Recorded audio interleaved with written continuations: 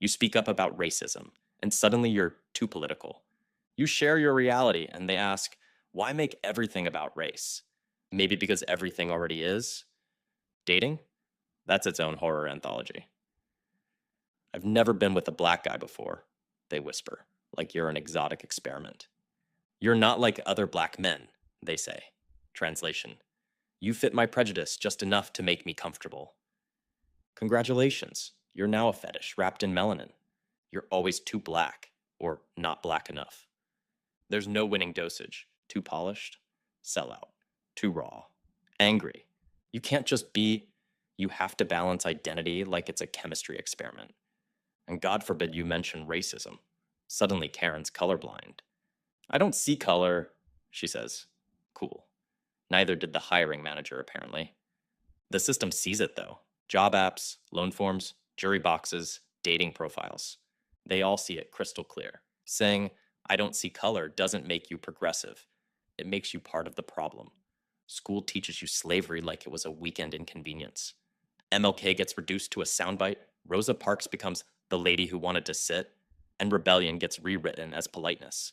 They skip redlining, COINTELPRO, mass incarceration, the whole systemic demolition project. You don't get history, you get propaganda with extra sugar. Even your neighborhood breathes injustice. Factories and landfills line your block like toxic wallpaper.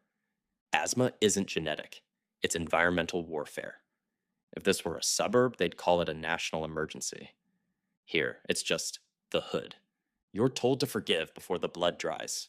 A celebrity says the N-word and the world asks you to be graceful. A cop kills a man on camera, and people tell you to stay peaceful. March quietly? You're not doing enough. March loudly? You're doing too much. Riot? See, this is why we can't take you seriously. Meanwhile, white kids set couches on fire after football games. School spirit. Even joy gets policed. Laugh too loud, threatening. Dress too bright, hood. Celebrate your culture. Reverse racism. You dance and they copy. You protest and they demonize. You succeed and it's affirmative action. You fail and it's expected. Therapy? That's a luxury and a scavenger hunt. Find one who actually gets it and guard them like they're made of platinum. Most will say, try not to think about race. That's like telling a fish to ignore the ocean. They don't understand that your trauma isn't a single wound. It's a lifetime of paper cuts that never heal. Even in death, the system spins the story. Your mugshot gets airtime, your killer gets a graduation photo. Justice isn't blind. It's biased, tired, and somehow always investigating. And when it fails you, people shrug like equality was a suggestion. You're told to be grateful for surviving what you shouldn't have had to. You're told racism is in the past while it's mugging your present. You're told not all white people, as if that erases the system that benefits them anyway.